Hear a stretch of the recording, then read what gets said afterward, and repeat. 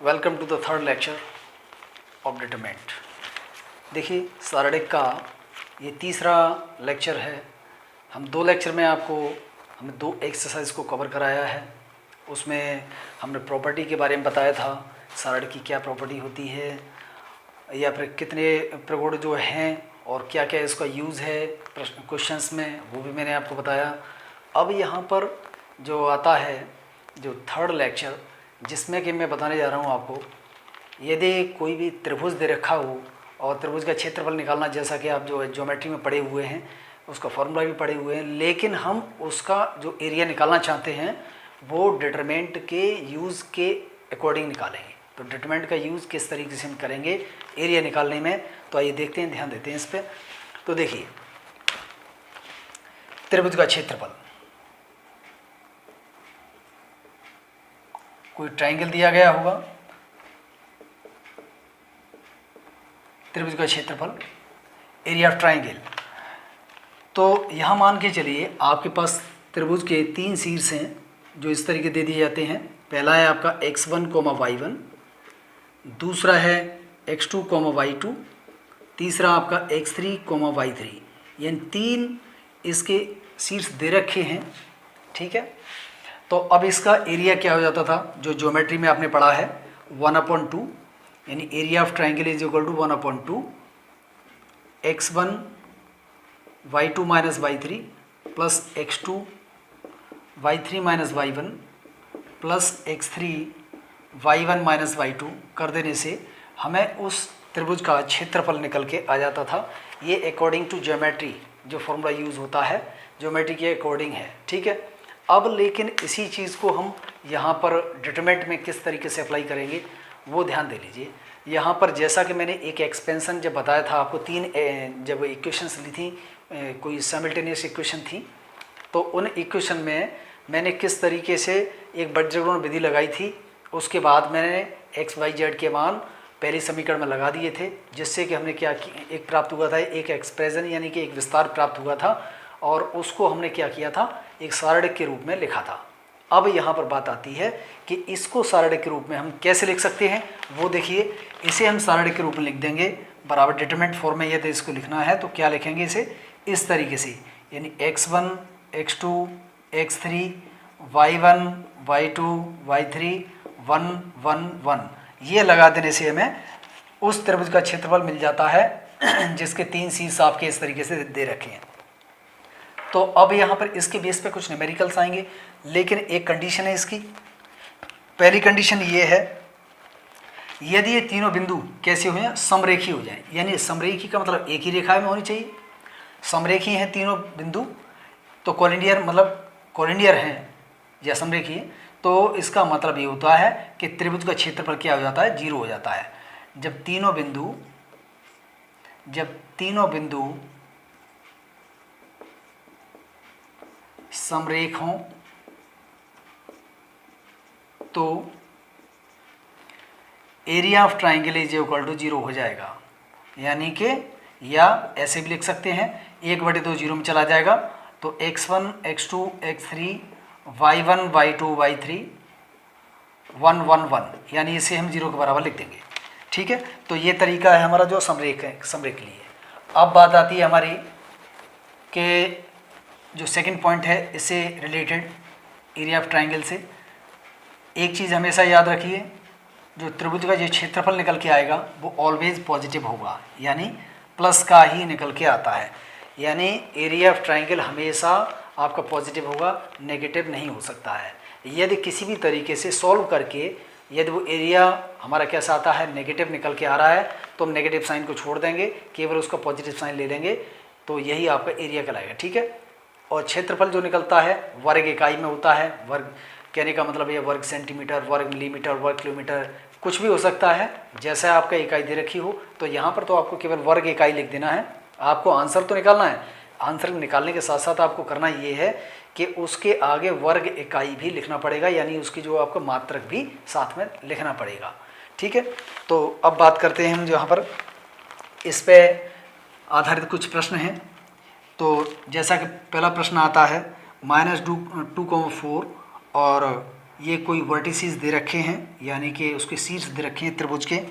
तो हमें इसका क्या निकालना है, क्षेत्रफल निकालना है त्रिभुज का। तो त्रिभुज के क्षेत्रफल के लिए देखिए पहला बिंदु x1, दूसरा y1 होता है, ठीक है। ऐसे ही ये x2, ये y2 हो जाएगा। ऐसे ही आपका ये तीसरा वाला है, ये x3 और कोमा ये y3 हो जाएगा। तो क्षेत्रफल किस तरीके निकालते हैं, त्रिभुज का क्षेत्रफल जो होता है शारीरिक रूप में x1, x2, x3, y1, y2, y3, 1, 1, 1, यहाँ मान सभी के लगा दिए जाएंगे। तो 1/2 x1, x2, x3, यानी सभी पहले जो मान है वो x1, x2, x3 कहलाते हैं। तो -2, 2, 5, y1, y2, y3 that mean 4, -6 और 4, यहाँ 1, 1, 1। इसको आप सॉल्व कर लेंगे, जिस तरीके से आप एक्सपेंशन निकालते थे उस तरीके से इसे हल कर लेंगे, यानी 1/2। तो -2 ब्रैकेट में -6 -4, ये आपको विस्तार निकालना पहले बहुत अच्छी तरह से बता दिया है, उसी तरीके से आपको उसको एक्सपेंशन करना है। तो 2 माइनस ये 5 प्लस अब यहाँ पर 1, ये 8 माइनस प्लस हो जाएगा 30। इसे हम सॉल्व करें तो 1/2, ये आपका 10 हो जाएगा माइनस का, माइनस के 10 को -2 से मल्टीप्लाई करेंगे तो 20 हो जाएगा। और ये -3 बचेगा, माइनस ये प्लस हो जाएगा, तो ये 12 हो जाएगा। और यहाँ पर ये 38 है, इन सबको ऐड कर दें तो ये आपका 58 और ये आपका 70, यानी 1/2, ये 70 बन गया। 70 को आप 2 से कैंसिल कर देंगे, वो निकल के आ जाएगा 35।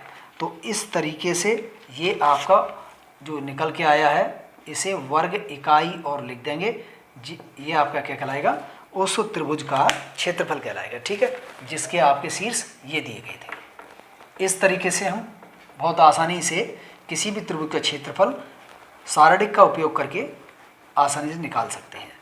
अब इस पर आधारित कुछ अन्य प्रश्न भी हैं, तो जैसा कि मैं यहाँ बताना जा रहा हूँ, एक तो त्रिभुज का क्षेत्रफल निकालने का हो गया, दूसरा आपका ये है कि यदि यहाँ पर कोई बिंदु दे रखे हैं a, 0, 0, b और x, y, इस तरीके से दे रखा है, ये आपके कैसे हैं, संरेख हैं।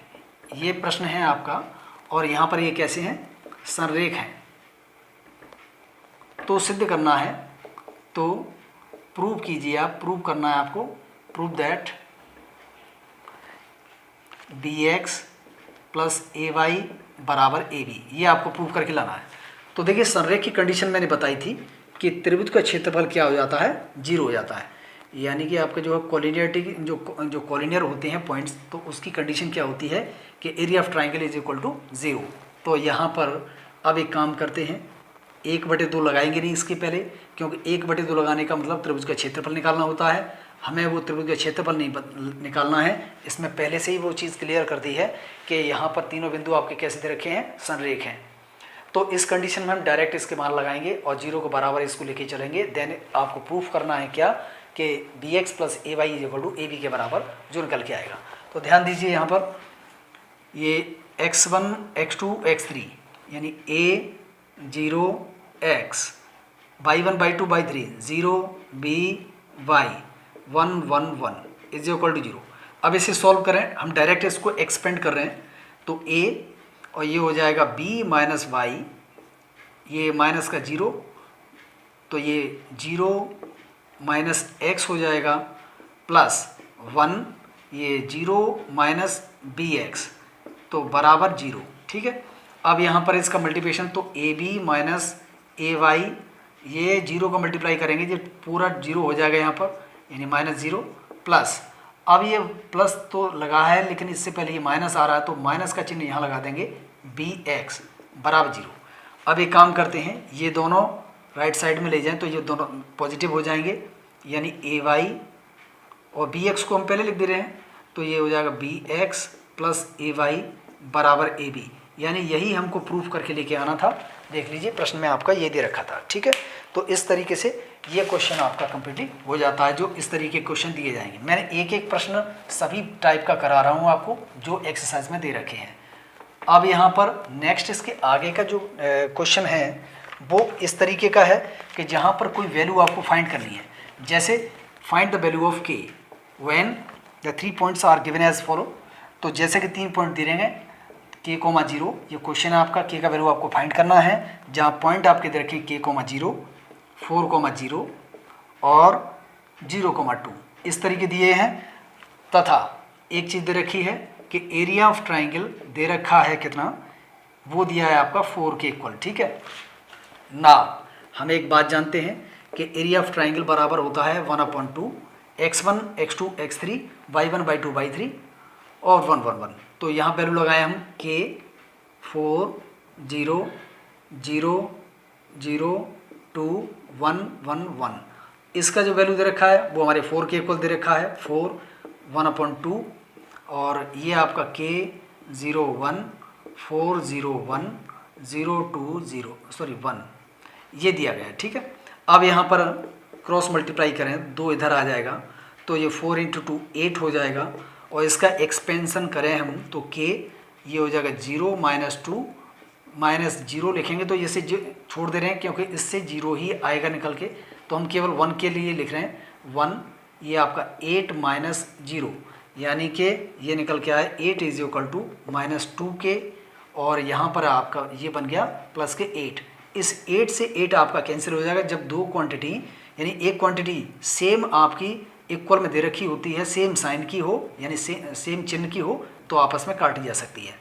यानी -2 के = 0 आ गया, तो के = ऑब्वियसली यहाँ से 0 हो जाएगा। इस तरीके से आपका जो है के मान निकालने के, या अन्य कोई भी दे रखा होगा कोई वैल्यू आपका, अच्छा तो जो कोई वैल्यू आपके दे रखा होगा आदेश जो आपको फाइंड करना होगा। ठीक है, तो इस तरीके के प्रश्न आपकी इस एक्सरसाइज में दिए गए होंगे, जो आप आसानी से प्रश्नों को निकाल सकते हैं। लेकिन एक प्रश्न इसमें ऐसा भी बन जाता है, वो प्रश्न क्या है कि यहाँ पर जो त्रिभुज की जगह पर क्या दे दिया है, चतुर्भुज दे दिया है। जब चतुर्भुज वाली बात आ जाएगी तो उस चतुर्भुज का क्षेत्रफल कैसे निकालेंगे? हमने तो आपको केवल त्रिभुज का क्षेत्रफल निकालना बताया है। त्रिभुज के लिए हम क्या करते हैं, 1/2 लगा के x1 x2 x3 जो भी हमने फॉर्मूला बताया है उसके अकॉर्डिंग आप आराम से निकाल लेते हैं। लेकिन अब बात यहाँ पर आ जाती है चतुर्भुज से। तो चतुर्भुज से निकालने के लिए आपको क्या करना होगा, यहाँ पर उस चतुर्भुज को आप 2 भागों में ब्रेक करेंगे। तो ब्रेक करने का मतलब है कि हम उसे 2 त्रिभुजों में चेंज कर लेंगे। अब वो किस तरीके से करेंगे, अब वो ध्यान दीजिए। तो देखिए 2 त्रिभुजों में आपस में कन्वर्ट हमें करना है, तो कैसे कन्वर्ट करेंगे, इसके लिए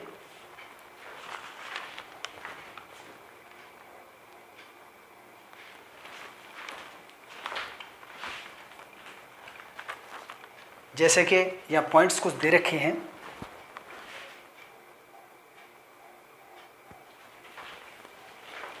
देखिए आपके जो 4 पॉइंट दे रखे हैं चतुर्भुज के लिए, चतुर्भुज में आपके 4 पॉइंट्स होंगे, तो वो पॉइंट्स किस तरीके से हैं वो भी देख लीजिए।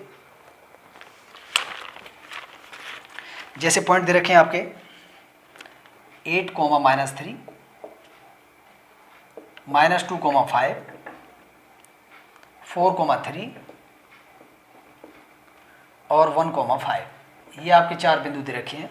मान के चलो आपका जो चतुर्भुज इस तरीके को कोई भी दे रखा है, जरूरी नहीं है इस शेप का हो, कैसी भी शेप हो सकती है, मैं तो वैसे बना दिया यहाँ पर। तो 8, -3 -2, 5 4, 3 और 1, 5 ये बना दिया आपके जो। अब इसको हम क्या करेंगे, या तो इस तरीके से बांट दें या इस तरीके बांट दें। आप 2 त्रिभुज आपको बनाने हैं, तो आपने इस तरीके से इसको बांट दिया। एक त्रिभुज आपका ये बन गया, यानी ये 3 बिंदु 1 2 3, एक त्रिभुज आपका ये बन गया 1 2 3। इनसे इसका हम क्षेत्रफल निकालेंगे और इस वाले का क्षेत्रफल निकालेंगे, दोनों को हम जोड़ देंगे। तो इस तरीके से हम उस चतुर्भुज का क्षेत्रफल आसानी से ज्ञात कर सकते हैं। ये तरीका है आपका चतुर्भुज का क्षेत्रफल ज्ञात करने का। ठीक है, तो अब हम आगे इसमें बढ़ते हैं नेक्स्ट अगली एक्सरसाइज की तरफ, जहाँ पर आपको इससे हटकर कुछ अलग पढ़ना है। तो जैसा कि आप आव्यूह में भी कुछ इससे संबंधित पढ़ चुके हैं ऑलरेडी पहले से, तो यहाँ पर सबसे पहला आता है जिसको हम कहते हैं उपसारणिक। उपसारणिक जिसको इंग्लिश में हम माइनर कहते हैं। माइनर्स। देखिए जैसा कि इसमें बता रहा था मैं आपको, उपसारणिक तथा सगुणनखंड।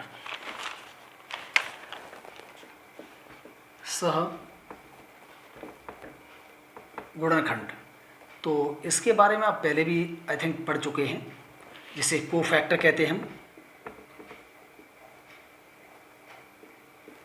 ये मैंने आपको पढ़ा चुका हूँ आव्यूह में कोफैक्टर के बारे में। जो नया आया है वो यहाँ पर है माइनर, हालांकि इस शब्द का मैंने उसमें यूज़ किया था माइनर्स का।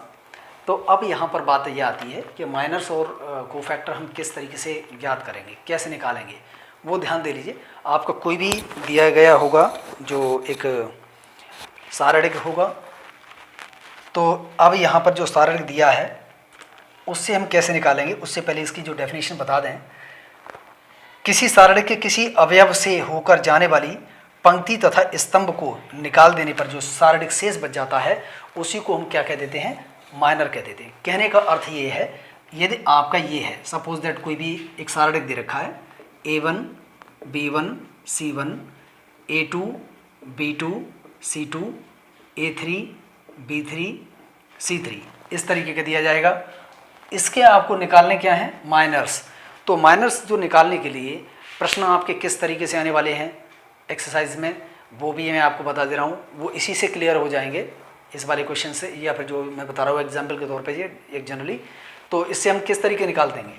देखिए हमने कहा कि A1 का आप माइनर निकालिए, A1 का यानी उपसारणिक निकालिए।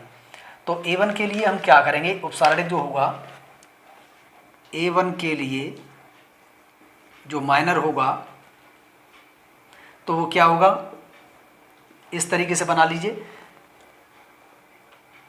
A1 जो लिखा है हमने उसके सामने का और उसके नीचे, यानी कि जहाँ जहाँ A1 को कट कर सकती हैं लाइन, तो उनको छोड़ दीजिए। जो बचा उसको लिख देने पर वो हमारा क्या कहलाएगा, यहाँ पर माइनर कहलाता है, यानी कि उपसारणिक कहलाता है। ये आपका उपसारणिक निकल के आ गया। इससे सॉल्व करने का तरीका वही है कि इसका मल्टीप्लिकेशन इसमें करके माइनस लगा देंगे, इसमें मल्टीप्लिकेशन कर देने से हमें क्या मिल जाता है, उपसारणिक। ऐसे ही हमने कहा कि आप B3 का यानी B3 का उपसारणिक निकालिए। तो कैसे निकालेंगे, B3 आपका यहाँ पर है और इससे इस तरीके कर सकता है, इसको छोड़ देने से और इस लाइन को छोड़ देने से ये दो लाइन आपकी ये बचे हैं, यानी A1 A2 C1 C2 जो मिल गया है वही आपका क्या कहलाएगा, उपसारणिक कहलाएगा। अब सगुणनखंड में अंतर क्या है, उपसारणिक और सगुणनखंड में दोनों ही मान सेम है, केवल चिन्ह का अंतर है। जैसा कि मैंने आपको आव्यूह में भी बहुत अच्छी तरह से बता दिया था कि आव्यूह में क्या अंतर था, कि देखिए -1 की पावर R प्लस S, ये किसको निरूपित करेंगे, उसके number of row and number of column को, सॉरी R और C, ये आपका रो एंड ये कॉलम, इन दोनों को इंडिकेट करेंगे। जैसे हमने कहा यहाँ पर A11, ये आपका A11 है, तो A1 यहाँ पर 1 लगाएंगे, यहाँ 1 लगाएंगे। अब हमने कहा इसको निकालना चाहते हैं तो दूसरा रो है, तीसरा कॉलम है, तो इसका मतलब है 2 3, इस तरीके लिखेंगे। तो ये R का वैल्यू यहाँ पर 2 हो जाएगा, C का वैल्यू आपका 3 हो जाएगा। तो यानी -1 की पावर आपका क्या हो जाएगा, 2 + 3। तो इस तरीके से निकाले हैं तो -1 की पावर एक जो ऑड नंबर आ जाएगा जिसका वैल्यू माइनस में रहेगा। तो कहने का अर्थ ये है माइनर और आपके जो कोफैक्टर दोनों सेम है, कोई डिफरेंस नहीं है दोनों में, सिर्फ केवल क्या है, चिन्ह का अंतर है। वो चिन्ह इस तरीके से लगा लेते हैं। एक मैं करके बता देता हूँ आपको, एक तो इसके माइनर्स भी बता दे रहा हूँ एक प्रश्न के लिए, और उसके मैं आपको कोफैक्टर भी बता दे रहा हूँ किस तरीके से निकालते हैं। देखिए, तो एक पर्टिकुलर किसी एलिमेंट के लिए आपको यदि निकालना हो जो माइनर, तो इस तरीके से निकाल लेते थे जो अभी हमने बताया। तो जैसा कि आपका 1 2 3 4 5 6 7 8 9 ये दिया गया है, और इसके देखिए माइनर निकालने हैं सबसे पहले, तो उसे हम रिप्रेजेंट करते हैं M11 M12 M13। ऐसे ही आप अदर और भी लिख सकते हैं, M21 M22 M23, ऐसे ही M31 M32 M33, इस तरीके से हम लिखेंगे। तो इनके आगे आप 2/2 के सारडिक बनाएंगे, उनको आप सॉल्व करेंगे। इसमें कोई भी आपको चिन्ह अलग से नहीं लगाना है। M11 के लिए मैंने बताया पहला रो और पहला कॉलम को हाइड करेंगे, तो ये आपका निकल के आ जाएगा 5 6 8 9। ऐसे ही आप 1 2 निकालेंगे तो 1 and 2 ये, तो ये 4 6 7 9 इस तरीके लिख देंगे। अब 1 3 करेंगे 1 and 3, तो आपका ये वाला बचा 4 5 7 8। ऐसे ही आप इनको निकाल लेंगे। तो जैसे ही निकल के आएंगे ये तो आपके क्या कहलाएंगे यहाँ पर माइनर यानी कि उपसारडिक कहलाएंगे। लेकिन बात यदि ये आ जाए आपके सगुणनखंड निकालने की, तो वहाँ डिनोट हम करते हैं A11 A12 A13 A21 A22 A23 A31 A32 A33, यानी ये चीज़ें हम यहाँ पर लिख देंगे इस तरीके से। तो अब बाकी के जो आपने बनाए थे ये 2/2 के सारडिक बनाए थे, तो इनको तो यहाँ पर इस तरीके क्रम से लिख देना है जैसे कि इनके आगे लिखे थे। ये इसके बराबर, ये इसके बराबर, ये इसके बराबर, ये यहाँ पर लिख दिए जाएंगे, यानी इस तरीके से ऐसे आप बना देंगे। सिर्फ अंतर ये है इन दोनों में चिन्ह का। देखिए 1 और 1 आपका इवन नंबर होता है, उसके आगे तो प्लस रहेगा। ये ऑड नंबर है तो माइनस माइनस माइनस और माइनस, बस इतना डिफरेंस रहेगा। बाकी इसमें कोई डिफरेंस नहीं है माइनर में और कोफैक्टर में, दोनों इस तरीके से आसानी से निकाले जा सकते हैं। तो ये आपके जो है एक्सरसाइज में इस पे बेस्ड न्यूमेरिकल्स भी रहेंगे, तो उनको आप आसानी से कर भी सकते हैं। कुछ क्वेश्चन दिए जाएंगे, तो आई थिंक ये क्लियर हुए होंगे आपके माइनर और कोफैक्टर के क्वेश्चंस। इसके बाद जो बचा है वो रहेगा आपका एडजॉइंट निकालना, इन्वर्स निकालना। तो एडजॉइंट निकालने के लिए मैं आपको प्रोसीजर पहले भी बता चुका हूँ।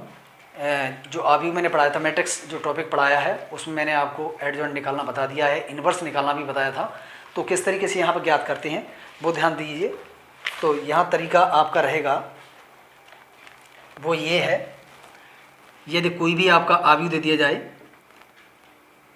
मान के चलिए 1 0 1 2 1 -1 3 1 0, ये आपका कोई भी डिटरमिनेंट दे रखा है और इसमें क्वेश्चन में आ जाए कि आपको निकालना क्या है, एडजॉइंट निकालना है। ठीक है, ये आपको ज्ञात करना है। ठीक है, ये फाइंड करना है। तो किस तरीके से निकालेंगे एडजॉइंट,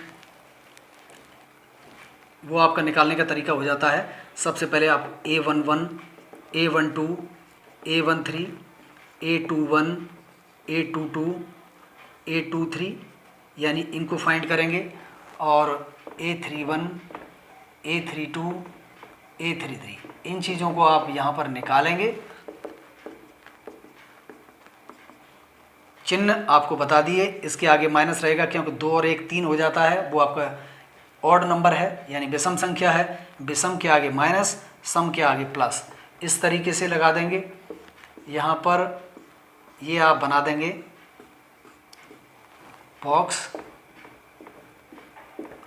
इनमें जो मैंने बता दिया किस तरीके से 1 1 पहला रो पहले कॉलम को हाइड, पहला रो पहले कॉलम को हाइड, तो जो बचा वो यहाँ पर लिख दिया जाएगा 1 1 -1 0। पहला रो दूसरे कॉलम को हाइड करेंगे, पहला रो दूसरा कॉलम, तो ये आपका बचा 2 -1 3 and 0। पहला रो तीसरा column, first row and third column, तो ये जो बचा है 2 1 3 1। ऐसे ही second row second column, sorry second row first column, ये तो 0 1 1 0। ऐसे ही यहाँ पर 2 2 सेकंड रो सेकंड कॉलम, तो 1 1 3 0। सेकंड रो थर्ड कॉलम, तो ये आपका 1 0 3 1। ऐसे ही इनको लिख देंगे। थर्ड रो फर्स्ट कॉलम, जो बचा 0 1 1 -1। थर्ड रो सेकंड कॉलम, तो 1 यानी ये और ये, तो 1 1 2 -1 1 1 2 -1। थर्ड रो थर्ड कॉलम, तो 1 0 2 1 इस तरीके से हमने लगा दिए। इनको हम सॉल्व करेंगे, जो भी वैल्यू निकल के आएंगे, देन हमारा एडजॉइंट डायरेक्ट हम लिख रहा हूँ मैं, एडजॉइंट ए हम किस तरीके निकालेंगे। तो एडजॉइंट आपका जो होगा ये आपका आव्यूह दिया जाएगा, सॉरी इस तरीके से, तो उसका एडजॉइंट निकालना है। तो यहाँ पर सभी A11 A12 A13 A21 A22 A23 A31 A32 A33 इस तरीके से हम क्या करेंगे, इन सब के मान उठा के लगा देंगे। जैसे ये सॉल्व करके आता है 0, बीच में माइनस, लेकिन माइनस ऑलरेडी पहले से आ रहा है तो प्लस हो जाएगा 1, यानी 1 निकल के आ गया। ऐसे इसे सॉल्व करेंगे तो 0 - 3, तो माइनस और माइनस ये प्लस का 3 हो जाएगा। ऐसे ही 2 - 3 यानी -1 हो जाएगा। ऐसे ही आपका माइनस जो लगा हुआ है 0 - 1 तो ये आपका +1 हो जाएगा। ऐसे ही यहाँ पर इसे सॉल्व करें तो 0 और ये आपका माइनस का 3 हो जाएगा, तो -3। ऐसे इसे सॉल्व करें तो ये 1 - 0 यानी कि आपका -1 आ जाएगा, माइनस पहले से लगा था। और यहाँ पर इसे सॉल्व करेंगे तो माइनस यानी 0 और माइनस के 1 तो -1, माइनस पहले से लगा है तो -1 -2 -3 हो जाएगा, तो माइनस माइनस प्लस का 3 हो जाएगा। ऐसे ही यहाँ पर 1 - 0 तो 1 बचेगा। इन सब के मान उठा के यहाँ पर हम लगा देंगे। तो जैसे लगाएंगे तो क्या आएगा हमारा, यानी 1 3 -1 और 1 - 3 -1 -1 3 1 ये जो निकल के आया है इसी को हम क्या लिख देंगे, एडजॉइंट ए लिख देंगे। क्लियर है, हमने डायरेक्ट इस मान को लगाया है, वैसे हमें इसका ट्रांसपोज करना होता है। तो यहाँ पर ये आपका एडजॉइंट। अब इसके बाद ये क्वेश्चन में आ जाता है कि आपको इन्वर्स भी फाइंड करना है, इसमें निकालना है, यानी कि ए इन्वर्स भी फाइंड करना है। तो क्या करेंगे, ए इन्वर्स निकालने के लिए काम कर देंगे यहाँ पर, वो ये है कि A inverse is equal to होता है 1/mod A into adjoint A. ये मॉड का मतलब है उसका डिटरमिनेंट वैल्यू, यानी जो एक्सपेंशन करके निकालते थे जिस तरीके 1 और ये लिखेंगे जैसे, यानी मॉड ए निकालना है इसका तो 1 लिखेंगे और यहाँ पर 0 माइनस ये आपका +1 हो जाएगा, बीच में यहाँ पर जो है माइनस आएगा,